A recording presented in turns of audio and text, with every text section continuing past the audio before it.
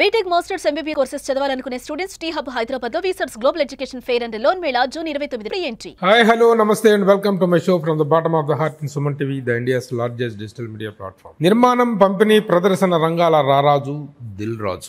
వద్దనుకున్నా కూడా వయసును మించిన పెద్దరికం మీద పడుతున్నటువంటి ఇండస్ట్రీ పెద్ద దిల్ రాజు. జూలై 4th ఆయన లేటెస్ట్ ఫిల్మ్ తమ్ముడు రిలీజ్ కాబోతుంది. ఈ సందర్భంగా దొరికారు, అయితే దొరికేవాళ్ళు కాదు. దానికి ప్రమోషన్స్ లో భాగంగా దిల్ రాజు గారితో కాస్త టైం స్పేర్ చేసే అవకాశం దొరికింది. వెల్కమ్ అండి. నమస్తే సార్. నమస్తే అండి ప్రభుజీ. సరే, దిల్ రాజు గారు సబ్జెక్టుల మీద కానీ ఆయన ఎంచుకునే కంటెంట్ మీద ప్రతి ఒక్కరికి ఒక కాన్ఫిడెన్స్ అనేది ఉంటుంది. తమ్ముడు ఒక రిపీటెడ్ టైటిల్, మోస్ట్ పవర్ఫుల్గా ఆడినటువంటి సినిమా, మోస్ట్ పవర్ఫుల్ స్టార్. ఆ టైటిల్ని ఇప్పుడు రిపీల్ చేయటం, ఈ పాయింట్ ఎలా ట్రిగ్గర్ అయ్యారు అంటే ఏం చెప్తారు? అంటే బేసిక్గా స్టోరీలో నుంచి వచ్చిన టైటిలే, అబౌట్ బ్రదర్ అండ్ సిస్టర్ మీద ఉండేది కాబట్టి తమ్ముడు అనే టైటిల్ దీనికి యాప్ట్ అని పెట్టడం జరిగింది. సో డైరెక్టర్ కథ చెప్పినప్పుడు టైటిల్ చెప్పాడు. అంటే తమ్ముడు అక్క కోసం స్టాండ్ అవటం అనేటువంటిది గతంలో చాలా సినిమాల్లో వస్తుంది. అక్క కోసం ప్రాణాలు ఇవ్వడానికైనా వెనుకాడని తమ్ముడు, తమ్ముడు కోసం ఎంత త్యాగానికైనా వెనుకాడని అక్క. ఇది రొటీన్ కంటెంట్. దీంట్లో ఈ టైటిల్ని మళ్ళీ రిపీట్ చేయటం అనేది ఈ కంటెంట్లో కొత్తగా చెప్పదలుచుకుంది ఏంటి అంటే, అసలు cinema total is a new approach. Okay, మీరు ఊహించుకున్నట్టు కానీ ఇంకొక కానీ ఉండదు. సో టైటిల్ సినిమా ట్రైలర్ రాకంటే ముందు తమ్ముడిని అందరు అలాగే అనుకున్నారు. మళ్ళీ దిల్ రాజు దగ్గరికి వెళ్ళి ఏదో ఫ్యామిలీ స్టోర్ వస్తుంది అని, ఇది అసలు అది కాదు. సో ఈ రోజే సెన్సార్ అయింది. ఫస్ట్ టైం నేను ఏ సర్టిఫికేట్ తీసుకున్నాను ఈ సినిమాకి. సో అంటే మీకు ఎప్పుడు గతంలో ఏ రాలేదు. సో థియేటర్ దేనికి ఇచ్చారండి? Action course point. సో ఒక ఎక్స్పీరియన్స్ ఫిలిం అని నేను చెప్తూ ఉన్నాను కదా. సో థియేటర్లో ఒక 1 డేలో జరిగే, ఒక నైట్లో జరిగే కథ ఇది. ఫారెస్ట్లో 80% ఉంటుంది. సో ఒక వైలెన్స్ ట్రీట్ ఉంటుంది. సో యాక్షన్ కానీ అది. సో దానికోసం ఏ సర్టిఫికేట్ అంటే కూడా ఓకే అని చెప్పేసి. అంటే సాధారణంగా మీరు పెద్ద స్టార్స్తో చేసే సినిమాలు కాకుండా మామూలుగా నితిన్ ఈ రేంజ్ హీరోస్తో చేసేటప్పుడు ఎక్కువగా ఫ్యామిలీ డ్రామాస్కి వెళ్తారు. ఒక శతమానం భవతి కానీ ఇట్లాంటి సినిమాలు దానికి వెళ్తారు. నితిన్ లాంటి హీరోతో అంత యాక్షన్ ఓరియంటెడ్ ఫిల్మ్కి వెళ్ళడానికి సబ్జెక్ట్ యాప్నెస్ ఏంటి, ఆ ట్రిగ్గర్డ్ పాయింట్ ఏంటి? అంటే బేసిక్గా ఇప్పుడు కోవిడ్ వచ్చిన తర్వాత ఆడియన్ మైండ్ సెట్ చాలా మారిపోయింది. ఓకే. సో ప్రేక్షకుడు థియేటర్కి రావాలి అంటే సంక్రాంతికి వస్తున్నాం లాగా ఒక నాన్ స్టాప్ ఎంటర్టైన్మెంట్ అని ఇవ్వాలి, లేదు థియేటర్లో వాళ్ళని కూర్చోబెట్టి ఒక ఎక్స్పీరియన్స్ అని ఇవ్వాలి. సో వేణు ఈ కథ చెప్పినప్పుడు సరే ఈ సినిమాని నేను ఇలా చూస్తున్నాను, ఒక ఎక్స్పీరియన్స్ ఆడియన్స్కి ఇవ్వాలి. ఇప్పుడు వాళ్ళని థియేటర్ తీసుకొచ్చిన తర్వాత ఎగ్జాంపుల్ ఇప్పుడు రాజమౌళి గారు తీస్తారు, బాహుబలిలు కానీ, RRRలు కానీ, అలాగే ఒక KGFలు కానీ, అవన్నీ ఎక్స్పీరియన్స్ ఫిలిమ్స్. పుష్ప కానీ, ఒక కల్కి కానీ, పెద్ద స్టార్స్తో తీసే ఎక్స్పీరియన్స్ సినిమాలు అవి. సో ఈ సినిమా నేను ఇలా చూస్తున్నాను, ఎక్స్పీరియన్స్ కావాలి సార్ ఈ సినిమా కంటే గో హెడ్ అని చెప్పాను. ఎందుకంటే మా బ్యానర్లో కూడా ఇప్పటివరకు ఇలాంటి సినిమా రాలేదు. వై నాట్ 100% ఇవాళ ఆడియన్స్ని దృష్టిలో పెట్టుకొని వాళ్ళని మన థియేటర్లో ఎంగేజ్ చేయాలి అంటే విల్ డూ ఇట్ అని చెప్పడము. ఇప్పుడు సినిమా చూసిన సెన్సార్ వాళ్ళు కూడా సినిమాకు అప్రిషియేట్ చేస్తూ సార్ ఇది ఒక్కటి మట్టుకు ఏ సర్టిఫికేట్ అన్నారు, లేదు UA కావాలంటే మీకు ఇన్ని కట్స్ ఉన్నాయి 15 నిమిషాలు సినిమా తీయాలని, అస్సలు అక్కర్లేదు, ఏ సర్టిఫికేట్ ఇచ్చేయండి. ఎందుకంటే ఆడియన్స్ తో పాటు మేము కూడా మారాల్సిందే, ఆడియన్స్ కు ఆ ఎక్స్పీరియన్స్ ఇవ్వాలి. ఏ ఇచ్చింది వైలెన్స్ బ్యాక్ డ్రాప్ లోనే తప్ప, ఓన్లీ వైలెన్స్ బ్యాక్ డ్రాప్. ఏంటండి వైలెన్స్ కు బ్యాక్ డ్రాప్ ఏంటి? అంటే ఒక ఫారెస్ట్ లో ఇప్పుడు ట్రైబల్ స్టోరీ లాగా కనిపిస్తుందా? కాదు, ట్రైబల్స్ అని కాదు. ఈ సినిమా ఏంటంటే ఇప్పుడు ఒక తమిళ్లో వచ్చిన ఖైదీ ఉంది, కార్తీది, ఒక ఎలా ఉంటుంది ఒక జర్నీలో ఒక ఎక్స్పీరియన్స్. అలాగే ఒక విరూపాక్ష వచ్చింది, ఒక దగ్గర జరిగే ఒక ఎక్స్పీరియన్స్ తో కూడుకున్నది. వాళ్ళు అంటే ఇది సౌండ్, విజువల్స్, యాక్షన్ ఇవన్నీ కరెక్ట్ సెట్ అవ్వాలన్నట్టు. సో అలాంటి జోనర్, ఒక different genre, forest backdrop లో వచ్చే ఒక action oriented film. Threat is a అక్క తమ్ముడు అంతే తప్ప ఇప్పుడు యాక్చువల్గా Dil Raju himself is a paying element. ఆయన సినిమా అంటేనే ఒక ఇది ఉంటుంది. నితిన్ కంటూ ఒక మార్కెట్ ఉంటుంది, నితిన్ కంటూ ఒక రేంజ్ ఉంటుంది. ఆ రేంజ్కి మీరు పెట్టిన ఖర్చుకి అంతగా ఇది లేదు అనేటువంటిది ఉంది కదా. ఇప్పుడున్న సినారియోలో సినిమా బాగుండాలి. ఫస్ట్ సినిమా బాగుండి జనాల్ని థియేటర్కి తీసుకురావాలి. తీసుకొచ్చినప్పుడు రెవెన్యూ అనేది ఈజీగా చేస్తుంది అనేది నమ్మకం. ఇప్పుడు ఈ సినిమాలు పైరసీలో చూద్దాంలే, ఫోన్లో చూద్దామంటే ఇవి ఎక్స్పీరియన్స్ ఇవ్వవు, అవి థియేటర్లోనే చూడాలి. సో ముందు మా టార్గెట్ ఈ సినిమాకి థియేటర్లో ఆడియన్ రావాలి, ఆడియన్ వచ్చి థియేటర్లో వాళ్ళ ఎక్స్పీరియన్స్ ఫీల్ అయినప్పుడు ఆటోమేటిక్ ఒక షో అయిపోగానే వావ్ అంటారు. సో వావ్ రియాక్షన్ కోసం వెయిటింగ్. పెద్ద స్టార్స్తో తీసినవి కాకుండా మీరు తీసిన మీడియోకర్ స్టార్స్తో తీసిన సినిమాల్లో పెద్ద బడ్జెట్ సినిమా అనుకోవచ్చు, పెద్ద సినిమా అంతే. చిన్న సినిమాల్లో పెద్ద సినిమా మీ వరకు. అవును. ఓకే. అంటే మీరు సాధారణంగా యాక్చువల్గా బడ్జెట్ కట్టలు దాటినా అద్దులు దాటినా సబ్జెక్ట్ విషయంలో కొంచెం ఏదైనా తేడా ఉన్నా మీరు యాక్సెప్ట్ చేయరు. You will be looking after everything కదా. ఆ పాయింట్ ఆఫ్ వ్యూలో what kind of satisfaction and confidence? బేసిక్గా ఈ సినిమా first Sriram Venu director, MCA and Vakeel Saab తర్వాత తీస్తున్న సినిమా. సార్ మనం కొంచెం చేంజ్లోకి వెళ్దాము, సో రెగ్యులర్లో నుంచి చేంజ్లోకి వెళ్ళి నేను ఇలా డిజైన్ చేసుకుంటున్నాను స్క్రిప్ట్ అండ్ సినిమా అన్నప్పుడు నేను గో హెడ్ ముందే చెప్పేశాను. సో ఆ రోజు మాకు non theatrical market is good. So theatrical market అప్పటికి నుంచే మెల్లిగా చేంజ్ అవుతూ వచ్చింది. బట్ మేము మొదలుపెట్టినప్పటికీ ఇప్పటికీ 2 మార్కెట్లు చేంజ్ అయినాయి. బట్ ఎప్పుడు దిల్ రాజుగా నాకు కాన్ఫిడెన్స్ ఏంటి, అరే రైట్ సినిమా తీసుకెళ్ళినప్పుడు డబ్బు వస్తుంది, సో దాని గురించి ఆలోచించొద్దు. ఇప్పుడు director career is important. Director కానీ హీరోకి కానీ వాళ్ళ కెరియర్, మాకు డబ్బు ఇంపార్టెంట్. సో అందుకే వాళ్ళిద్దరు ముందుకు వచ్చి సినిమా బడ్జెట్ అయిందన్నప్పుడు వేణు సార్ నేను డ్రా చేసింది ఎంత అవుతుందో తర్వాత రూపాయి తీసుకోనని సినిమా కోసమే స్పెండ్ చేద్దామని చేశాడు. అలాగే నితిన్ కూడా మీరు ఎంత పంపించాలనుకుంటున్నారో అంత పంపించండి, ఈ సినిమా విషయంలో నేను మీతో ఉన్నాను అని. సో అలా ఒక టీం అయ్యి వాళ్ళతో అయినంత వాళ్ళు చేయగలిగారు. ఇక మాతో అయినంత మేము చేసి థియేటర్లో ఎక్స్పీరియన్స్ ఇద్దామని ట్రై చేసాం. Okay. You can share the happiness first, తర్వాత ప్రాఫిట్స్ అనేటువంటి అలాంటి ఒక హెల్దీ అట్మాస్ఫియర్లో సినిమాలు రావటం, వాళ్ళు ఆఫర్ ఇవ్వటం అనేటువంటిది it is a very good sign. ఎందుకంటే ఇది పెరిగింది, మేము ఒక విజువల్ వండర్ ఇద్దాం అనుకున్న టైంలో అలాంటిది చేయటం. మళ్ళీ again you have brought back the most beautiful heroine Laya. అప్పట్లో లయకంటూ ఒక ప్రత్యేకమైనటువంటిది ఉంది. లయని గారిని తీసుకోవటం ఏంటి ఆ క్యారెక్టర్కి? సో వేణు ఈ కథ చెప్పినప్పుడు సిస్టర్స్ గురించి చాలామంది గురించి డిస్కషన్ వచ్చినప్పుడు సార్ లయ గారిని తీసుకొద్దాము అంటే, లయ గారు యూఎస్లో ఉంటారు కదా, ఆవిడ ఇప్పుడు వచ్చి ఎక్కడ చేస్తుంది అంటే, సార్ అప్రోచ్ అవుదామని అప్రోచ్ అయ్యాం. అప్రోచ్ అవుతే ఇక బ్యానర్ గురించి డైరెక్టర్ గురించి తెలిసి లయ గారు స్టోరీ వినడం, ఫోన్లోనే స్టోరీ విని చాలా ఇంట్రెస్ట్గా, ఎందుకంటే అక్క తమ్ముడు స్టోరీ కదా, so she's the backbone of the film. So she's ఇండైరెక్ట్గా టైటిల్ రోలర్. Accepted immediately. కథ లేదు సార్, నేను ఐ విల్ కమ్ బ్యాక్ ఈ సినిమాతో. చాలా ఆప్షన్స్ అనుకున్నారండి, 4-5 పేర్లు అనుకున్నారు. కానీ అక్కలాగా కాకుండా అమ్మలాగానో అవి చేస్తున్న వాళ్ళు ఉన్నారు. కానీ యంగ్గా ఉన్న వాళ్ళనే, అంటే మిడ్ ఏజ్లో ఉన్న వాళ్ళనే నితిన్కి సరిపోయే సిస్టర్ క్యారెక్టర్ లాగానే ఉండాలి కాబట్టి ఆ ఆప్షన్లోనే వచ్చాయి. బట్ ఇప్పటి వరకు స్క్రీన్కు గ్యాప్ వచ్చిన వాళ్ళు ఎవరంటే లయ గారు కనిపించారు.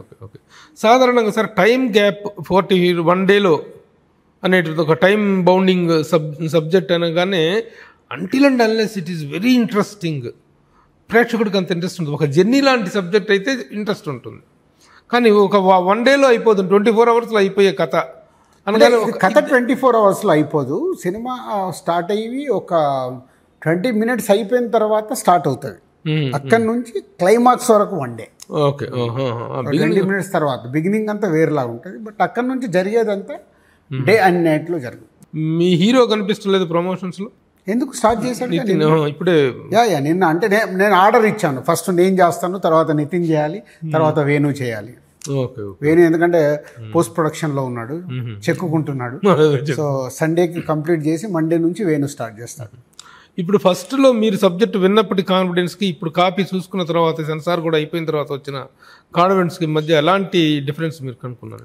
ఫస్ట్ వేణు కథ చెప్పినప్పుడు ఓకే బాగుంది, బట్ దీన్ని వేణు ఎలా విజువలైజేషన్లో చూపిస్తాడనేది వెయిటింగ్. నేను ఎప్పుడు షూటింగ్ దగ్గర కూడా 2-3 టైమ్స్ వెళ్ళేసి వచ్చాను తప్పితే మొత్తం ఫుల్ ఫ్రీడమ్గా వేణు అనుకున్న చేశాడు. అయిపోయిన తర్వాత ఒకరోజు అని ఏంటి వేణు నేను ఏం చూడలేదు, నాకు ఏమైనా చూపించాడు, రండి సార్ అని పైన ఎడిటింగ్ రూమ్ తీసుకెళ్ళిపోయి 45 మినిట్స్ సినిమా చూపించాడు. అలా మొదలుపెట్టి సెకండ్ హాఫ్లో నేను ఇప్పుడు ఏవైతే చెప్తున్నానో సెకండ్ హాఫ్లో చూడగానే బయటకు వచ్చి హగ్ చేసుకొని మై బాయ్ అన్నాను. అంటే నా దగ్గర మొదలై సార్ లేదు నేను ఒక ఎక్స్పీరియన్స్ సినిమా తీయాలి ఇలా అనుకుంటున్నాను అన్న వేణుని హగ్ చేసుకొని ఎస్ మై బాయ్ అంటే భుజం తట్టారు. ఇక్కడే ఆర్యా దగ్గర నుంచి నాతో జర్నీ చేస్తున్న మా బాయ్ కింద ట్రీట్ చేసి హగ్ చేసుకున్నాను. తర్వాత ఫైనల్ అయిన తర్వాత చూపించినప్పుడు సేమ్ ఫీల్. ఎస్. సో మనము కథ చెప్పినప్పుడు ఓన్లీ వింటాం, తర్వాత సినిమా రెడీ అయిన తర్వాత విజువల్తో చూస్తాం. ఎక్కడ ఎడిటింగ్ రూమ్లో విజువల్స్ చూసినప్పుడు ఎస్ ఈ సినిమా వేణు అనుకున్నట్టుగా చేయగలిగాడు అని. ఇప్పుడు నెక్స్ట్ నేను చూడాల్సింది విత్ సౌండ్తో, అది థర్డ్. సో ఇప్పుడు సౌండ్, విజువల్, విఎఫ్ఎక్స్ అంత అయిపోయిన తర్వాత ప్రేక్షకుడు చూడబోతున్న సినిమాని ఇప్పుడు మిక్సింగ్ థియేటర్లో చూస్తాను.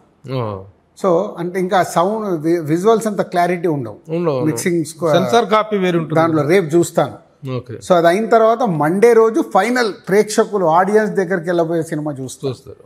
సో ఒక డిఫరెంట్ స్టేజెస్ లో you can experience the better thing. 4-5 stages ఉంటాయి. ఒక ఫస్ట్ దాంతో జడ్జ్మెంట్ సెన్సార్ కి ఇచ్చే కాపీ వేరు ఉంటుంది. మాకేంటంటే అందుకే ఎడిటింగ్ రూమ్ లో చూసినప్పుడు నాకు గుడ్ అనిపించాలి సినిమా. అదే గుడ్ అంటే అది వెరీ గుడ్, ఎక్స్ట్రాడినరీ అవుతుంది. ఇప్పుడు ఈ సినిమాల ఇదిలో ఈ మధ్య కాలంలో ఫ్యామిలీ స్టారు, గేమ్ చేంజరు, ఈ రెండింటి తర్వాత దిల్ రాజు గారు కొంచెం డౌన్ అయింది పొజిషన్ అనేటువంటిది, కొంచెం ఇబ్బందుల్లో పడ్డాడు దిల్ రాజు అనేటువంటిది. సంక్రాంతికి వస్తుందని చెప్పారు. సంక్రాంతి ఉంది. ఆ రెండు సంక్రాంతి లేకపోతే ఏంటి దిల్ రాజు గారి పరిస్థితి అనేటువంటి ఏమి కాదు, ఏమవుతుంది. ఇప్పుడు ఫ్యామిలీ స్టార్, మాకు ఫైనాన్షియల్గా ఏం నష్టం జరగలేదు. వచ్చిన దాంట్లో కూడా నేను అందరికీ మెజారిటీ ఆఫ్ డిస్ట్రిబ్యూటర్స్కి 50% రిటర్న్ ఇచ్చాను. ఫ్యామిలీ స్టార్ సినిమాలో మెజారిటీ డిస్ట్రిబ్యూటర్స్ ఎవరైతే ఉన్నారో అందరికి నేను 50%. దాని తర్వాత గేమ్ చేంజర్ సంక్రాంతికి వస్తున్నాం రిలీజ్ అయ్యాయి. గేమ్ చేంజర్లో నష్టపోయినప్పుడు సంక్రాంతిలో వస్తున్నాంలో మాకు వచ్చే డబ్బంతా తిరిగి డిస్ట్రిబ్యూటర్లకే ఇచ్చాను. ఆల్ డిస్ట్రిబ్యూటర్స్, ఫ్యామిలీ స్టార్ కానీ గేమ్ చేంజర్ కానీ సంక్రాంతికి వస్తున్నాం. బ్యాలెన్స్ షీట్ తీసుకున్నప్పుడు అందరు లాభాల్లోనే ఉన్నారు. మెజారిటీ ఆఫ్ ద డిస్ట్రిబ్యూటర్, ఒకరిద్దరు ఎవరికైనా ఉంటే ఉండొచ్చు, వాళ్ళది కూడా ఎప్పుడు మా దగ్గర స్లిప్ ఉంటుంది. ఎంత పోగొట్టుకున్నారు వీళ్ళు, పోగొట్టుకుంటే ఎక్కడ అడ్జస్ట్ చేయాలి, చాలా అడ్జస్ట్ చేసుకుంటూ వస్తాం. సో ఒకళ్ళ మీదనే భారం అన్న పడేది లేకుండా మీరు యూఆర్ షేరింగ్ విత్. అది that is also very good trend అండి. అది ఎప్పటి నుంచి, అందుకే డిస్ట్రిబ్యూటర్లు మెజారిటీ ఆఫ్ డిస్ట్రిబ్యూటర్స్తో మాతో కంటిన్యూ అవుతారు. వాళ్ళ ఇప్పుడు నితిన్ మార్కెట్కి తమ్ముడు సినిమా నితిన్కి కంటిన్యూగా నెగిటివ్స్ ఉన్నప్పుడు ఇప్పుడు నేను పెట్టిన 70-75 కోట్లు రావాలి అంటే అంత ఈజీ కాదు. సో బట్ నా డిస్ట్రిబ్యూటర్ నా వెనకాల నిలబడి ఉన్నారు. ఎందుకు, దిల్ రాజు అంటే వాళ్ళకి నమ్మకం, ఈ సంస్థ అంటే వాళ్ళకి నమ్మకం, పోయిన రాజుగారు పిలిచి చేస్తారని. సో ఈరోజు ఉన్నారు కాబట్టి కంఫర్టబుల్గా మాకు రిలీజ్ రోజుకే కంఫర్ట్గా రిలీజ్ చేసేస్తాం. పోతే దిల్ రాజు గారు ఇందాక నేను లీడ్లో చెప్పినట్టుగా వయసును మించిన పెద్దరికం వద్దనుకున్నా పెద్దరికం మీద పడుతున్నటువంటి ఇండస్ట్రీ పెద్దగా మీరు ఈ రోజున ఉన్నారు. మీరు కాదనుకున్నా కూడా you can't go away, you are chained everywhere. ఒకవైపు ఎఫ్డీసీ అధ్యక్ష బాధ్యతలు, ఒకవైపు గిల్డ్లో కార్యక్రమాలు, దీంట్లో కౌన్సిల్లో ఇట్లా యాక్టివ్ పార్టిసిపేషన్లో ఉంటారు. మీ నిర్ణయాలు, మీ మాటలకి మంచి వాల్యూ పెరుగుతుంది. ఈ పెద్దరికం మీరు కోరి తీసుకున్నారా, ఎంతవరకు వచ్చింది, అసలు మీ ఇదేమిటి, మీ ఇంట్రెస్ట్ ఏంటిది వీటిల్లో? అంటే పెద్దరికం తీసుకోవాలని నాకు ఎప్పుడు ఉండదు. పోతే మనకేంటి, మనకు వస్తున్న ఎక్స్పీరియన్స్తో పాటు నలుగురికి అది ఉపయోగపడటానికి డ్రైవ్ మొదలవుతూ ఉంటుంది. అది ఎవరికన్నా. కొందరు ఏంటంటే మనకెందుకులే, మన పని మనం చేసుకుందామని వెళ్తారు. కొందరు లేదు, మనకు వచ్చిన ఎక్స్పీరియన్స్ ఇది నలుగురికి ఉపయోగపడితే బాగుంటుంది కదా అని వెళ్తారు. నేను రెండో కోవా. మీరు రెండో కోవకు చెందిన వ్యక్తే, కానీ ఈ ప్రాసెస్లో దిల్ రాజు మీద కూడాను చాలా ఎదురు ఎక్కుతున్న వాళ్ళు, అంటే కాంట్రవర్సీ చేస్తున్న వాళ్ళు. ఎప్పుడైతే మనము నలుగురికి ఉపయోగపడి పని చేయటానికి ముందుకెళ్తామో ఇంకా నలుగురు తయారవుతారుగా. సో దానికి సిద్ధపడే వెళ్ళాలి. అక్కడ నాది ఒకటే ఫార్ములా, 51-49. 51% నన్ను ఇష్టపడే వాళ్ళు ఉండాలి చాలు. నన్ను విమర్శించే వాళ్ళు 49% గురించి నేను ఆలోచించాను. ఇఫ్ ఈజ్ 51% విమర్శిస్తుంటే నన్ను నేను చెక్ చేసుకోవాలి, ఏంద్రా బాబు అని. అట్లా నేను అనాలిసిస్ చేస్తాను. ఒక ఇన్సిడెంట్ కానీ ఒక ఇష్యూ కానీ దీంట్లో ఎలా జరుగుతుందని నేను సైలెంట్గా రివ్యూస్ తీసుకుంటాను. సరే, ఇండస్ట్రీ ఇష్యూస్ని అడ్రస్ చేస్తున్న వాటిల్లో మీకు ప్రధానంగా అనిపిస్తున్నటువంటి సమస్య ఏంటి అంటే ఏం చెప్తారండి? సింగిల్ థియేటర్స్ గురించి ఎక్కువ మాట్లాడుతున్నాను. ఈరోజు ఇండస్ట్రీ అన్ని రకాలుగా ఇబ్బందుల్లోనే ఉంది. లాస్ట్ 4-5 years నుంచి ఇండస్ట్రీ మెల్లిగా సింక్ అవుతుంది. ఒక్కరి ప్రాబ్లం కాదు, వాళ్ళందరి ఎగ్జిబిటర్ ప్రాబ్లంలో ఉన్నాడు, డిస్ట్రిబ్యూటర్ ప్రాబ్లంలో ఉన్నాడు, ప్రొడ్యూసర్ ప్రాబ్లంలో ఉన్నాడు, హీరోలకు అంతే ఇంకా టైం పడుతుంది. హీరోలకి ప్రాబ్లం తెలియాలన్నా ఇంకా టైం తీసుకుంటుంది. ఓకే. ఎందుకు వారికి సక్సెస్ ఫెయిల్యూర్తో సంబంధం లేకుండా ఫైనాన్షియల్గా they are in comfortable. Okay. ఫైనాన్షియల్గా క్షీణించేది ఎవరు? ఈ 3 సెక్టర్లు. ఈ 3 సెక్టార్లు. సో ఈ 3 సెక్టార్లు చాలా ట్రబుల్లో ఉన్నాయి మెజారిటీగా. ప్రధానమైన కారణం ఏంటనుకుంటున్నారు? బేసిక్గా కోవిడ్ స్టార్ట్ అయిన తర్వాత మెల్లిగా ఫుట్ఫాల్ తగ్గిపోవడం. కోవిడ్ వల్ల ఫుట్ఫాల్ తగ్గిందా, కంటెంట్ లాగా పోవడం వల్ల తగ్గిందా? ఫస్ట్ ఇప్పుడు కోవిడ్ స్టార్ట్ కాకంటే ముందు అలా వైకుంఠపురంలో సర్లేరు నీకెవరు 2 బ్లాక్ బాస్టర్ వచ్చేసి తెలుగు సినిమా ఇండస్ట్రీని ఒక ఊపే నంబర్స్ చూపించాయి. 2020 జాన్లో, 2020 మార్చ్లో కోవిడ్ స్టార్ట్ అయిపోయింది. ఫిబ్రవరిలో స్టార్ట్ అయ్యి మార్చ్ 22 నుంచి క్లోజింగ్కి వెళ్ళిపోయాయి. అక్కడ మెల్లిగా ఓటీటీ అనేది ఇంట్లో కూర్చొని సినిమాలు చూడడం అలవాటైంది. మేము కూడా అందరము దాన్ని ఎంకరేజ్ చేసాం. ఓటీటీ కోవిడ్ వల్ల. సో ఒక 1 ఇయర్ ఆ సిస్టంలోకి వెళ్ళిపోయారు అందరూ. థియేటర్లు ఓపెన్ అయినా 50% ఆక్యుపెన్సీ అన్నాం. సో జనాలు ఎందుకురా బాబు ఇప్పుడు ఓటీటీలోనే ఉందిగా సినిమా, ఇప్పుడు మనం థియేటర్కి వెళ్ళి కోవిడ్ తెచ్చుకోవడం అవసరమా అని రావడం మెల్లిగా తగ్గుతూ వచ్చింది. దాంతోపాటుగా అడ్మిషన్ రేట్స్, దాంతోపాటుగా క్యాంటీన్లలో రేట్స్, దాంతోపాటుగా ప్రాపర్గా థియేటర్స్, అన్ని థియేటర్లు సరి అయిన అంబియన్స్ మెయింటెనెన్స్ లేక. ఎందుకు మెయింటెనెన్స్ చేయట్లేదు థియేటర్ అని అంటే వాళ్ళకు సరి అయిన రెవెన్యూ రావట్లేదు. రావట్టినప్పుడు ఇంకా ఖర్చు ఎక్కడికి వెళ్ళి పెడతాడు? అండ్ కోవిడ్లో ఒక 9 నెలలు 6 నెలలు నుంచి 9 నెలలు థియేటర్లు చాలా మూతపడ్డాయి. ఆ రెవెన్యూ అంతా ఏమైంది? వాళ్ళకి రావాల్సిన రెవెన్యూ 9 months రాలేదు. వాళ్ళకి కట్టాల్సిన కరెంట్ బిల్స్ కట్టారు, ఏ గవర్నమెంట్ ఎక్స్క్యూజ్ చేయలేదు. ఇలాంటి వాళ్ళకి ఎఫెక్ట్ అయ్యాయి. ఇలా మొత్తంగా చూసినప్పుడు సినిమాలు ఆగిపోవడం వల్ల దాని భారం అంతా ప్రొడ్యూసర్స్ మీద పడింది ఇంట్రెస్ట్ రూపంలో. మెజారిటీగా ఇంట్రెస్ట్లు కానీ శాలరీస్ కానీ ఆఫ్ శాలరీస్ ఇచ్చామప్పుడు అన్నీ దాని మీద వచ్చి పడ్డాయి. సో వేరే ఎవరికి ఎఫెక్ట్ కాలేదు కదా, ప్రొడ్యూసర్స్ అండ్ ఎగ్జిబిటర్స్. కోవిడ్ వల్ల ఫస్ట్ ఫైనాన్షియల్గా ఎఫెక్ట్ అయింది ఈ 2 ప్రొడ్యూసర్స్ అండ్ సమ్ డిస్ట్రిబ్యూటర్స్ అడ్వాన్స్లు ఇచ్చినప్పుడు ఆ డబ్బుల మీద వడ్డీలు పడడం, అలాంటి ఈ 3 సెక్టార్లే ఎఫెక్ట్ అయినాయి. పైన సెక్టార్లకు ఇప్పుడు డైరెక్టర్లకు రైటర్లకు ఏమైంది? వాళ్ళు ఫ్రీగా ఇంట్లో కూర్చోవడం వల్ల ఎక్కువ ఆలోచిస్తూ కథలు రాసేసుకున్నారు. వాళ్ళు ఆ టైంని సేవ్ చేసుకున్నారు. సేవ్ చేసుకోవడం వల్ల వన్స్ కోవిడ్ అయిపోగానే ఓటీటీ మార్కెట్ని చూసుకొని టక అందరూ 1 సినిమా 2 సినిమాలు 3 సినిమాలు మొదలు పెట్టేశారు. ఎందుకు? నాన్ థియేట్రికల్ బిజినెస్ కోవిడ్ వల్ల పెరిగింది. సో పెరిగి ఇక్కడ ఈ డైరెక్టర్లు రైటర్లు తయారు చేసిన కథలతో ప్రొడ్యూసర్లు కూడా ఏంది టక్ సినిమాలు, ఒక్కొక్క ప్రొడక్షన్ 5 సినిమాలు 6 సినిమాలు. నాన్ థియేట్రికల్ బిజినెస్ ఉంది. 5 కోట్లు ఉన్న హీరో 10 కోట్లు, 10 కోట్లు ఉన్న హీరో 30 కోట్లు, 5 కోట్లు ఉన్న డైరెక్టర్ 10 కోట్లు. ఇట్లా అంటే నంబర్స్ మొత్తం చేంజ్ అవుతూ వచ్చి అప్పుడు బిజినెస్ కనిపించింది. No doubt. ఆ 1 ఇయర్ కోవిడ్ ఫస్ట్ వేవ్ అయిపోయిన తర్వాత సెకండ్ వేవ్ కూడా అయిపోయిన తర్వాత నంబర్స్ కనిపిస్తున్నాయి. కాబట్టి ప్రొడ్యూసర్ టక్ పెంచుకుంటూ వెళ్ళిపోయారు. ఆడియన్స్ ఏమో మెల్లిగా తగ్గుతూ వచ్చారు. కోవిడ్ వల్ల తగ్గుతూ వచ్చారు. వాళ్ళకి ఇక్కడ థియేటర్ దగ్గర రేట్ కావచ్చు, క్యాంటీన్లు కావచ్చు, ఇవన్నీ అంటే ఇటేమో ఇటు వెళ్ళింది, ఇటేమో ఇటు తగ్గిపోయింది. 2025లో చూసుకుంటే ఇంత గ్యాప్ ఉంది రోజు. ఇప్పుడు ఏమవుతుంది? నాన్ థియేట్రికల్ ప్రైజులు మెల్లిగా వాళ్ళకు తగ్గుతూ వచ్చేసాయి. కొనే వాళ్ళకు వాళ్ళు కూడా అమ్మ ఇది కరెక్ట్ కాదని తగ్గుతూ వాళ్ళు రిస్ట్రిక్ట్ చేశారు. ఇప్పుడు మాకు నెలకు 1 సినిమా కావాలి, మీరు ఎప్పుడు రిలీజ్ చేస్తున్నారు అగ్రిమెంట్లో పెట్టండి అంటే ఇప్పుడు రిలీజ్ కూడా మా చేతిలో లేకుండా అయిపోయింది. సో వాళ్ళు చెప్పిన మంత్లో వాళ్ళు మేము థియేటర్లో రిలీజ్ చేసిన తర్వాత 4 వారాలకు 5 వారాలకు వాళ్ళకి ఎప్పుడు వస్తుంది చూసుకొని ఆ డేట్ మేము ఫిక్స్ చేయాల్సి వస్తుంది. ఇది కూడా July 4th ఇది కూడా అలాగే ఫిక్స్ చేశారు అకార్డింగ్ టు నెట్ఫ్లిక్స్. ఇది ఎవరికి? నెట్ఫ్లిక్స్. ఫస్ట్ టైం నేను నెట్ఫ్లిక్స్కి ఇచ్చాను. బెస్ట్ ప్రైజ్ ఇచ్చారు సినిమాకి కాబట్టి ఫస్ట్ టైం నేను నెట్ఫ్లిక్స్కి ఇవ్వాల్సి వచ్చింది. వాళ్ళ డిక్టేషన్స్ కంటెంట్ మీద కూడా ఉంటున్నాయా? కంటెంట్ మీద వాళ్ళకు నచ్చితేనే కొనుక్కుంటారు. ప్రొడక్షన్ హౌస్ కానీ ఏ హీరో ఏ డైరెక్టర్ వాళ్ళకి నచ్చితే నెట్ఫ్లిక్స్ ఇస్ బై. అమెజాన్ కొంచెం తగ్గించింది ఇప్పుడు, ఇంకా వేరే సెక్టార్స్లో లేదు. ఇప్పుడు సంక్రాంతికి వస్తున్నాం సినిమా, సంక్రాంతికి నేను రిలీజ్ చేయాలంటే జీ వాళ్ళకి నేను సినిమా చూపించాం. మేము అమ్మలేదనుకో రిలీజ్ అనేది నాకు బర్డన్. సో అమ్మాల్సిందే. రిలీజ్ డేట్ వేసేసాం సంక్రాంతికి, సో అమ్మాల్సిందే. దానివల్ల జీకి ఎక్స్ట్రాడినరీ అడ్వాంటేజ్ అయింది. సో వాళ్ళే గేమ్ చేంజర్ కూడా చేశారు కాబట్టి 2 కలిసి నాకు బ్యాలెన్స్ అయింది అక్కడ. ఓకే. లేకపోతే it would have been a big difference. So వాళ్ళకి గేమ్ చేంజర్ డ్యామేజ్ జరిగినప్పుడు నాన్ థియేట్రికల్ రెవెన్యూలో సో సంక్రాంతికి వస్తున్నాం ఇవ్వడం వల్ల బ్యాలెన్స్ అయింది మాకు. వాళ్ళకు very happy. Okay okay. Dil Raju సినిమాలు కూడా ఫెయిల్ అవుతాయా అనేటువంటి ఒక ఆశ్చర్యకరమైనటువంటిది ఉంటాయి. ఎందుకంటే ప్రతి విషయంలో కూడా ఒక కేర్ఫుల్గా ఎవ్రీ స్టెప్లో కూడా అలర్ట్గా ఉండేటువంటి వ్యక్తి అనేటువంటి కాన్ఫిడెన్స్.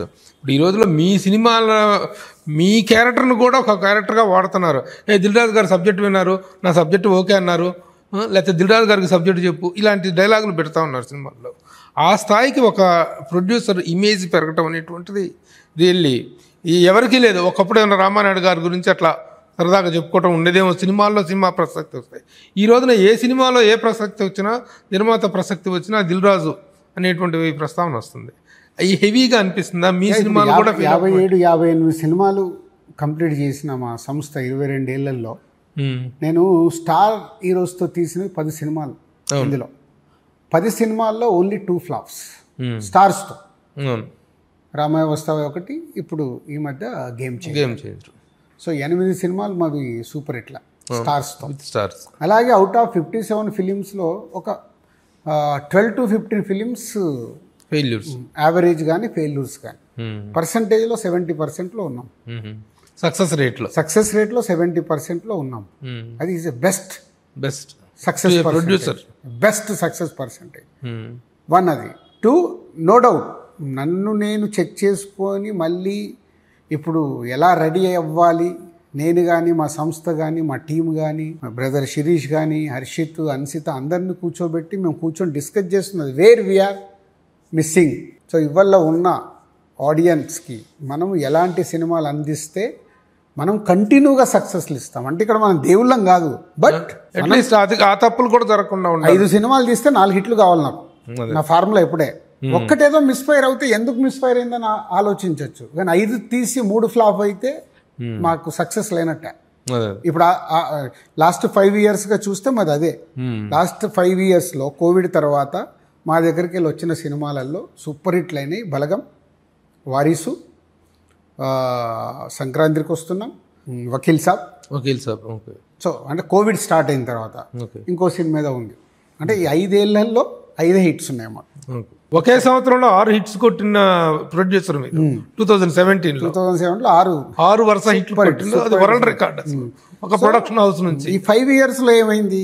సో కోవిడ్ వచ్చిన తర్వాత ఇవన్నీ ఎక్కడ జరుగుతున్నాయని చెక్ చేసుకుంటున్నాం. సో అది బ్యాలెన్స్ అనేది కొంచెం తగ్గింది. అందుకే చిన్న పాజ్ పెట్టుకొని ఓకే దీంతో ఇప్పుడు తమ్ముడు కాకుండా ఇంకొక చిన్న సినిమా ఉంది, రెడీ అయిపోయింది. అది కూడా రిలీజ్ చేసేస్తే న్యూ బిగిన్స్.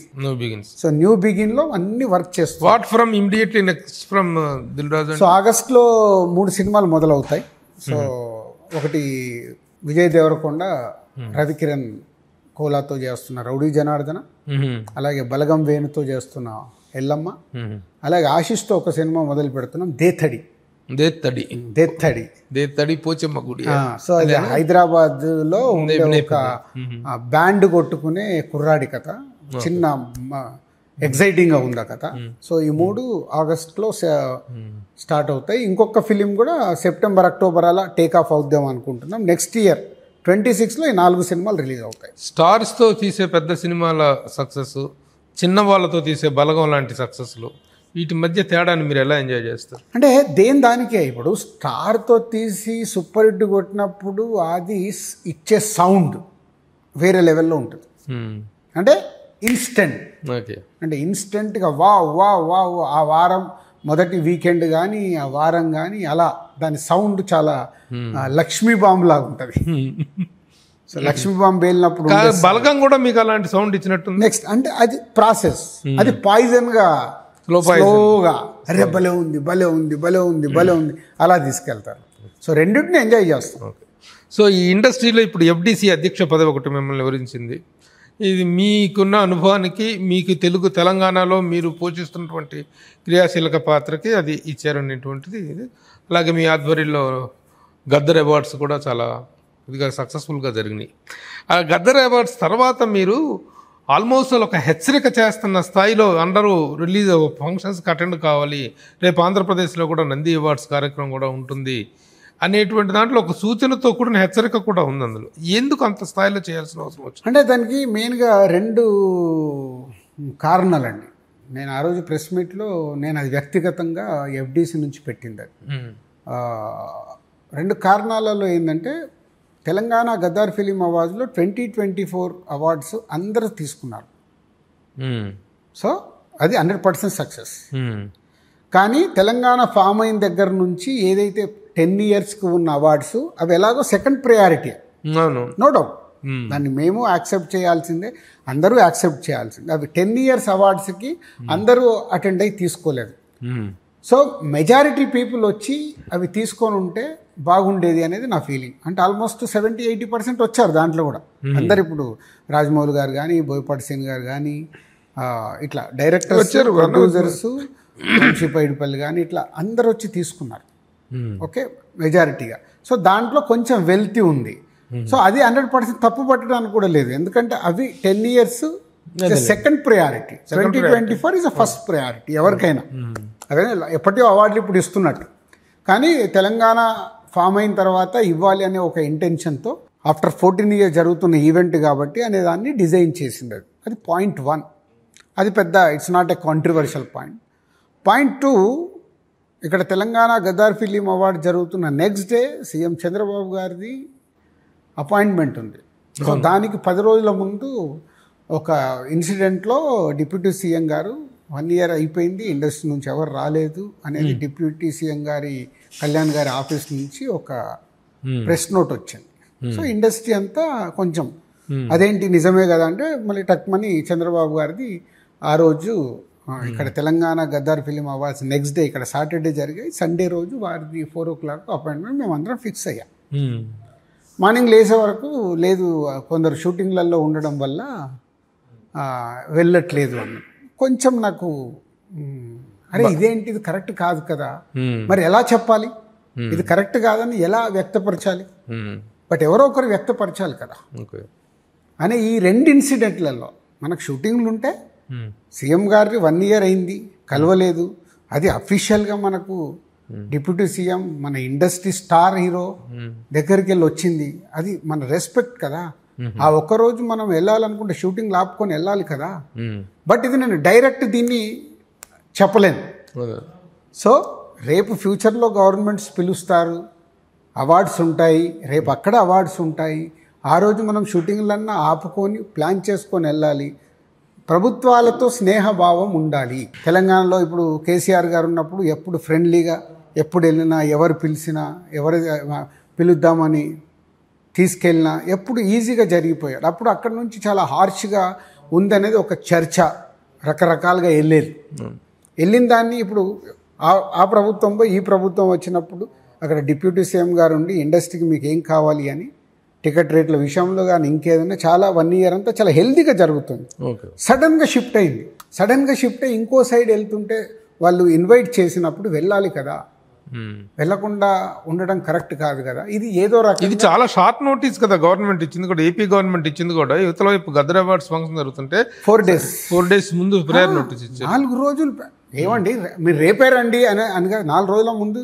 మరి అది పోస్ట్ పోన్ అయిన కారణం ఏంటి? గట్టిగా అదే నాన్ అవైలబిలిటీ ఆఫ్ స్టార్స్, అందరు అందుబాటులో లేరు అని. అందరూ అంటే ఎందరండి, ఎవరెవరిని దిపిస్తారు మీరు? అసలు మామూలుగా ఇండస్ట్రీలో ఇలాంటి కార్యక్రమాలు జరిగితే పిలిచే ప్రయారిటీ ఏంటి? అసోసియేషన్స్ పరంగా పిలుస్తారా? తెలిసి ఫస్ట్ అసోసియేషన్స్కు చెప్తారు, ఛాంబర్కి, ఛాంబర్ ద్వారా చెప్తారు. లేదు ఇప్పుడు మినిస్టర్ గారు ఇండివిజువల్గా మా అందరికీ ఫోన్లు చేశారు, దుర్గేష్ గారు.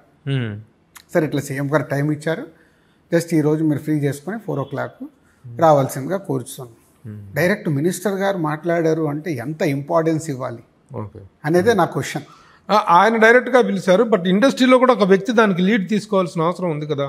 ఆ లీడ్ ఎవరు తీసుకున్నారు? ఇప్పుడు అంటే చాలా మంది బాధపడుతున్నారు. ఇప్పుడు మినిస్టర్ గారు పిలిచారు, ఆ రోజున వెళ్దాం అనుకున్నారు, శనివారం రోజు నైట్ అంతా బయలుదేరి ఫంక్షన్ అవ్వగానే మరుసటి రోజు మార్నింగ్.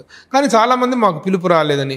అంటే పిలుపు రాలేదంటే సార్ ఒకటి, ఇప్పుడు మళ్ళీ అదే పిలుపు రాలేదు అనేది అది వేరే కాంటెంట్ అండి. మమ్మల్ని పిలవలేదు, వచ్చిన వాళ్ళు ఎందుకు వెళ్ళలేదు అనేది నాకు క్వశ్చన్. అలాంటప్పుడు సార్ పిలుపు వచ్చిన వాళ్ళ లిస్ట్ ఏంటో మీరు బహిర్గతం చేస్తే ఎవరెవరిని పిలిచారు, ఎవరు రాలేదనేది. నా ఆ నింద అందరి మీద పడుతుందిగా. కాదు కాదు, నాకు తెలిసి ఇప్పుడు ఎట్లుంటుంది అంటే 2 రకాలు ఉంటాయి ఇక్కడ. ఎవరైతే యాక్టివ్గా ఉండి ఇప్పుడు సినిమాలు నిర్మిస్తున్నారో, సినిమాలలో నటిస్తున్నారో, సినిమాలని డైరెక్షన్ చేస్తున్నారో, అలాగే కొంత ప్రభావం చేయగలుగుతారో, వీళ్ళతో మాట్లాడగలుగుతారు, ఇలాంటి వాళ్ళనే ఫస్ట్ ఎవరైనా పిలుస్తారు. తర్వాత మళ్ళీ నెక్స్ట్ ఎప్పుడు ఉండబోతుంది ఆ కార్యక్రమం ఆంధ్రప్రదేశ్ ప్రభుత్వంతో? అది ప్రభుత్వం వైపు నుంచి రావాలా, మీరే ఇనిషియేటివ్ తీసుకుంటారు? సీఎం డెఫినెట్గా ఛాంబర్ నుంచి తీసుకోవాలని అనుకున్నాము. ఎల్లుండి 29th రోజు ఛాంబర్లో మీటింగ్ ఉంది. ఆ మీటింగ్లో ఇప్పుడు పవన్ కళ్యాణ్ గారు ప్రతిదీ ఏదైనా ఛాంబర్ ద్వారా జరగాల్సిందే రిప్రజెంటేషన్స్ అనేటువంటిది ఒకటి పెట్టారు. అది మంచిది కూడాను. Through institute of the people leading. ఒకప్పుడు పెద్ద ఆయన దాసనారాయణ గారు ఉండగా అయితే ఆయన మాట్లాడితే ఎవరు కాదనే వాళ్ళు కాదు, అందరికి వెళ్ళి. కానీ ఈ రోజున ఆ పెద్దరికం అనేది లేని నేపథ్యంలో ఆ అసోసియేషన్స్ ద్వారా, ట్రేడ్ బాడీస్ ద్వారా వెళ్ళటం అనేటువంటిది పద్ధతిగా వచ్చింది. అది తను చెప్పారు. దాన్ని ఎంతవరకు ఫాలో అవుతారు? అంటే ఇప్పుడు డెఫినెట్గా ఫిలిం ఇండస్ట్రీకి is a main body Telugu chamber of commerce, first body. తర్వాత ఇప్పుడు తెలంగాణ ఛాంబర్ ఆఫ్ కామర్స్, తర్వాత ఆంధ్రప్రదేశ్ ఇది కూడా ఏదో ఫామ్ చేస్తున్నారు. సో ఆ కామర్స్ ఇవే ఉంటాయి. ఏదైతే ఛాంబర్ ఉంటుందో అదే ఈజ్ ఎ ప్రయారిటీ. దాని ద్వారా జరిగితే బాగుంటుంది. కానీ కళ్యాణ్ గారు అడిగినట్టు ప్రతి ఒక్కటి ఛాంబర్ ద్వారా జరగాలంటే ఇస్ ఇంపాసిబుల్. ఎందుకు? ఇప్పుడు ఒక వ్యక్తి ఛాంబర్కి వెళ్ళాలి, ఛాంబర్ నుంచి మళ్ళీ అది గవర్నమెంట్కి వెళ్ళాలి. ఇక్కడ సినిమా ఇండస్ట్రీలో ఎలా ఉంటుందంటే ఇది నా సమస్య, నా అవసరం కానీ నా సమస్య కానీ అన్నిటికీ ఛాంబర్ సమస్యకు రియాక్ట్ అవుతుంది, అవసరానికి రియాక్ట్ అవ్వదు. ఇలా అవుతుంది, ఇంకా ఛాంబర్కి టైం సరిపోదు. అంటే అవసరం ఉంది లేనిది. కానీ ఒకటేం జరుగుతుందంటే రాజు గారు, ప్రాతినిధ్య లోపం అనేటువంటిది జరుగుతుంది ప్రభుత్వానికి ఇండస్ట్రీకి మధ్య. అది 2 ప్రభుత్వాలు అవ్వటం ఒకటి. ఒక కామన్ పాలసీని, చిత్ర పరిశ్రమ వరకు ఒక కామన్ పాలసీ కావాలి. ఎందుకంటే రాష్ట్రం ఈ మధ్య విడిపోయింది 10 సంవత్సరాల కింద. కానీ చిత్ర పరిశ్రమ అనేది మొదటి నుంచి నైజాము, ఆంధ్ర, సీడెడ్ అనేటువంటి దీనిగా విడిపోయింది. అలాగా. కానీ సినిమా ఇండస్ట్రీకి ఒక కామన్ ఎజెండా కావాలి 2 ప్రభుత్వాల మధ్య. అలాంటిది లేకుండా తెలంగాణ ప్రభుత్వం, ఆంధ్రప్రదేశ్ ప్రభుత్వం అనేటువంటి డివిజను ఇండస్ట్రీకి హాని చేస్తుంది అనేటువంటిది ఒక అభిప్రాయం. మీరేమంటారు? అంటే ఇప్పుడు ఇక్కడ 2 ప్రభుత్వాలు ఉన్నప్పుడు తెలుగు చలనచిత్ర పరిశ్రమకి 2 కళ్ళే అవి. 2 కళ్ళే. అవి జాగ్రత్తగా బ్యాలెన్స్ చేసుకుంటూ వెళ్ళాల్సిందే. ఎందుకు? అందుకే ఇప్పుడు నేను మీకు ఇక్కడ చెప్పింది Telugu film chamber of commerce. అది తెలుగు సినిమాకు సంబంధించి ఉన్న మెయిన్ బాడీ. ఆ బాడీలో ఉండే ఏదైతే ఈసీ మెంబర్స్ ఉంటారో, ప్రెసిడెంట్, సెక్రటరీ అందరు ఎవరైతే ఉంటారో ఎప్పుడు యాక్టివ్గా ఉండే వాళ్ళు ఉండాలి. అదే పెద్ద సమస్య. సార్ నాకు ఒక డౌట్, చాలా అమాయకంగా అడుగుతున్నాను. మీరు అమాయకమేం కాదు, మీరు చాలా ముదురు, మీకు ఇంత ఎక్స్పీరియన్స్ ఉంది నాకు తెలుసుగా. 200 సినిమాలు దాదాపు రిలీజ్ అవుతున్నాయి. 200 సినిమాల్లో ఈ రన్నింగ్ ప్రొడ్యూసర్స్, ఈ గిల్డ్ ప్రొడ్యూసర్స్ అనే వాళ్ళు చేసేటువంటి సినిమాలు ఒక 25 ఉంటాయి హైయెస్ట్గా. మిగతా 175 సినిమాలు చేస్తున్న వాళ్ళు కొత్త వాళ్ళు, లేదా 1-2 సినిమాలు చేసేటువంటి చిన్నవాళ్ళు. 175 సినిమాల ప్రొడక్టివిటీని ఇస్తున్న నిర్మాతల ప్రాతినిధ్యం ఎంత ఉంది? 18 సినిమాలు చేస్తున్న గిల్డ్ ప్రొడ్యూసర్ల ప్రాతినిధ్యం ఎంత ఉంది? ఎవరి పెత్తనం ఎంత ఉంది? ఎవరి పెద్దరికం ఎంత ఉంది? ఎవరి ప్రాధాన్యత ఎంత ఉందండి? ఇక్కడ అది చాలా దెబ్బ కొడుతుందిగా మోరల్గా వాళ్ళందరినీ కూడాను. ఈ 175 పీపుల్ సినిమాలు తీస్తుంటే వాళ్ళ గోడు వినేటువంటి వాళ్ళు ఎవరు లేరనేటువంటి బాధన వాళ్ళు చెప్తున్నారు. మమ్మల్ని కలుపుకుపోవట్లేదు అంటున్నారు, ఆవేదన పడుతున్నారు. అంటే ప్రభు గారు ఇక్కడ ఎప్పుడు ఈ కాన్ఫ్లిక్ట్ ఆఫ్ కాన్వర్సేషన్ ఎప్పుడు ఉంటుంది. ఎంతమంది వెళ్ళగలుగుతారు ఓ ప్రభుత్వం దగ్గర కానీ ఎక్కడికన్నా వెళ్తే? వాళ్ళు మాట్లాడాలి కదా. ఎంతమంది వెళ్ళగలుగుతారు? నెంబర్ 1 చాలా తక్కువ మంది, 10 మంది ఫేస్ వాల్యూ ఉన్నవాళ్ళు. ఎక్కడికి వచ్చారు మీరు? ఫేస్ వాల్యూ ఉన్నవాళ్ళు మెజారిటీ పీపుల్. ఓ 15 మంది వెళ్తే అందులో ఒక 10 మంది అన్నా యాక్టివ్గా వాళ్ళతో మాట్లాడే. ఇప్పుడు సీఎం గారు టైం ఇచ్చారనుకో, ఎంతసేపు ఇస్తారు? Half an hour. ఎందుకు? వాళ్ళకు రాష్ట్రాన్ని చూసుకోవాలి. వాళ్ళు ఇచ్చే హాఫ్ అన్ అవర్ సమయంలో మనం ఎక్స్ప్లెయిన్ చేయగలగాలి. సో 15 మంది వెళ్ళగలుగుతారు. 15 మందిలో ఒక 10 మంది అట్లీస్ట్గా రికగ్నేషను వాళ్ళకి వెళ్ళగానే సో అండ్ సో. నెక్స్ట్ ఉన్న 4-5 అప్కమింగ్ వాళ్ళు ఆల్రెడీ కొంచెం సీనియర్గా ఉండి, ఇప్పుడు రామ్ సత్యనారాయణ గారు కానీ, నట్టి కుమార్ కానీ, ఏదైతే ఎక్స్పీరియన్స్తో సినిమాలు తీస్తూ ఉంటారో వాళ్ళు అండ్ కొత్త వాళ్ళు కలిపి ఒక 5. ఇంతే కదా. 200 మందికి 200 మంది అయితే వెళ్ళడానికి సాధ్యం ఉండదు కదా. సాధ్యం ఉండదు. అదే ప్రాబ్లం.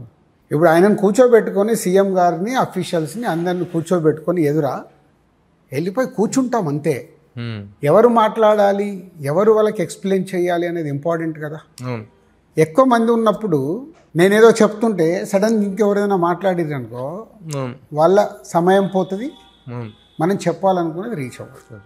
గందరగోళం, చేపల మార్కెట్ అయిపోతుంది.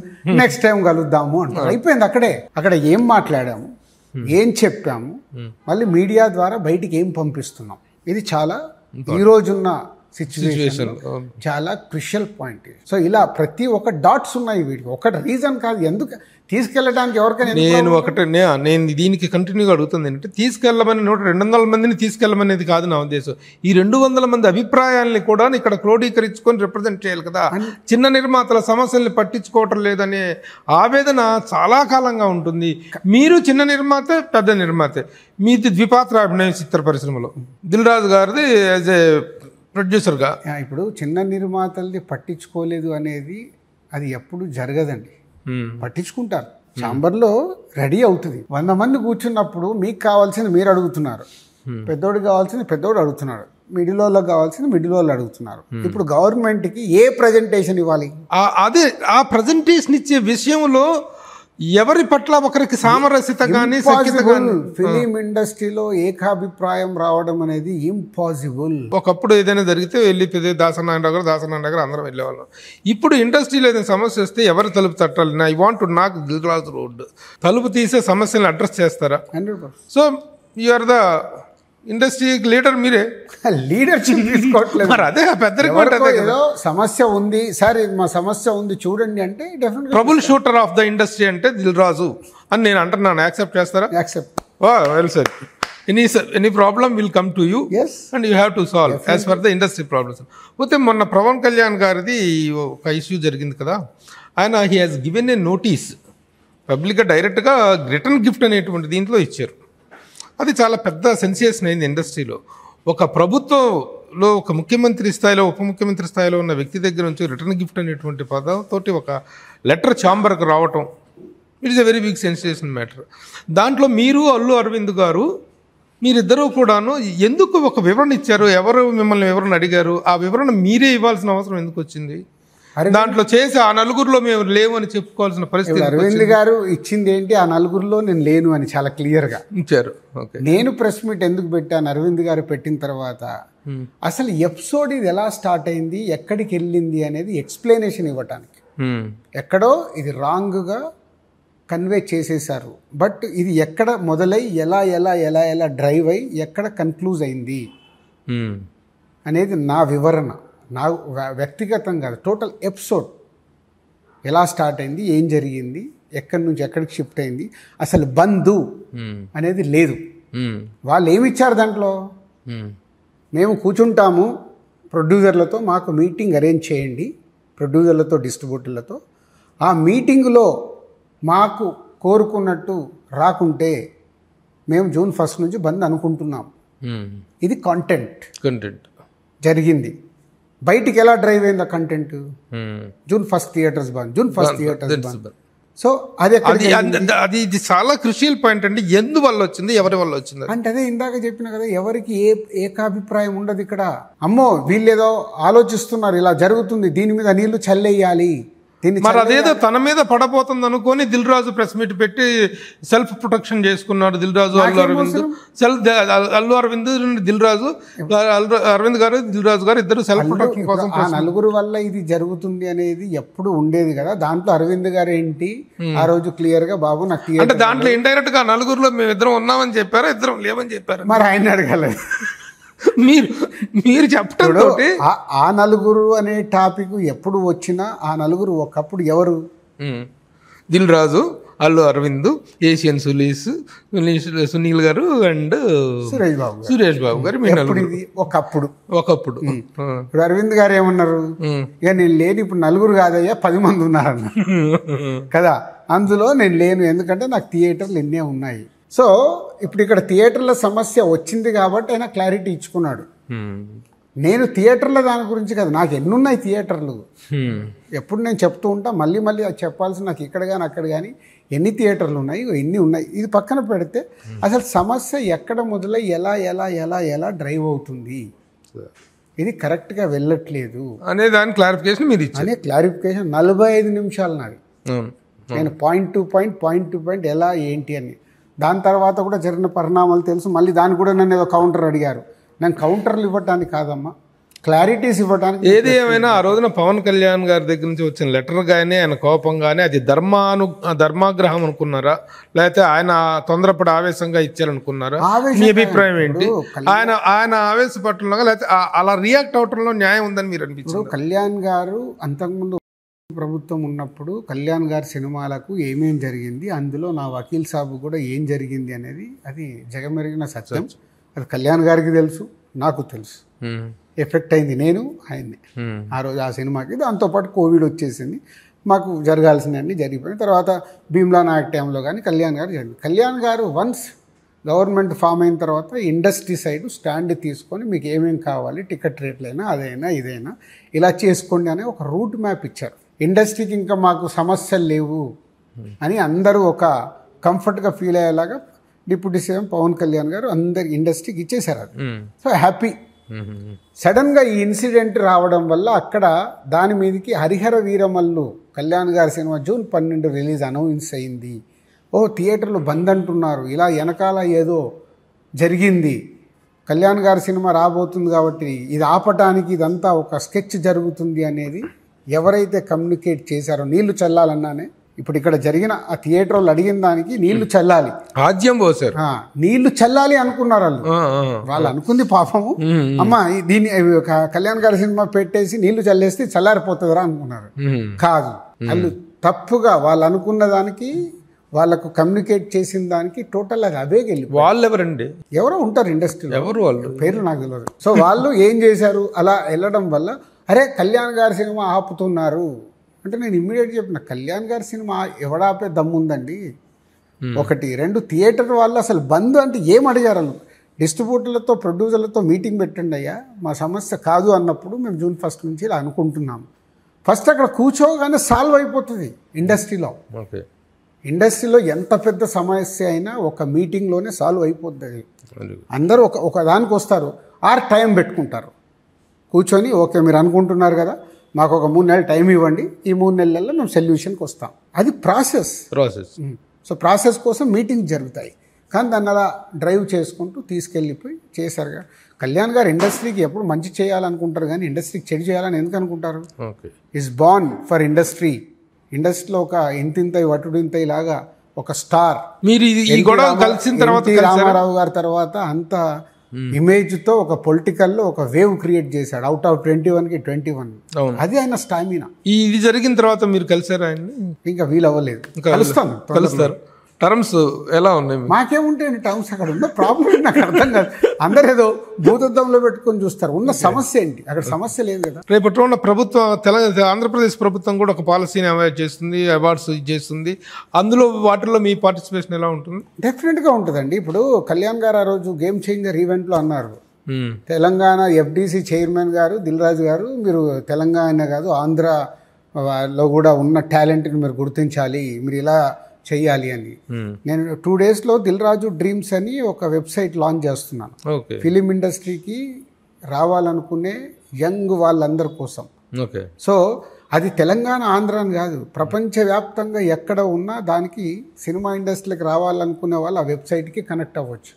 కనెక్ట్ అవుతే కొత్త టాలెంట్ని పరిచయం చేయాలనే నా ఆతృత. వాళ్ళకు ఒక ప్లాట్ఫామ్ క్రియేట్ చేయాలి. నాకున్న ఒక 25 years ఎక్స్పీరియన్స్ వాళ్ళకి ఇవ్వాలి అనే దాని మీద ప్రాపర్గా టీముని రెడీ చేసి చేస్తున్నాను. సో అగైన్ ఇక్కడికి వస్తే ఐఎమ్ సినిమా పర్సన్.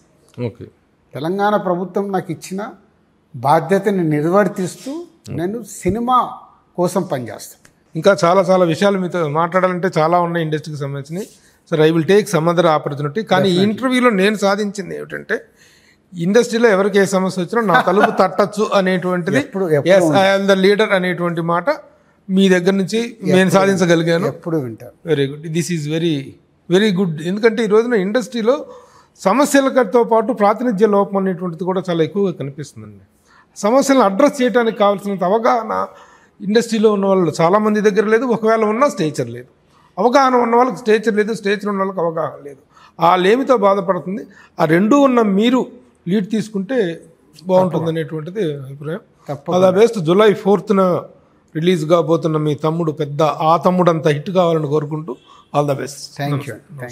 సుమన్ టీవీలో మీ పర్సనల్ అండ్ బిజినెస్ ప్రమోషన్స్ కోసం కింది నెంబర్కి కాంటాక్ట్ చేయండి.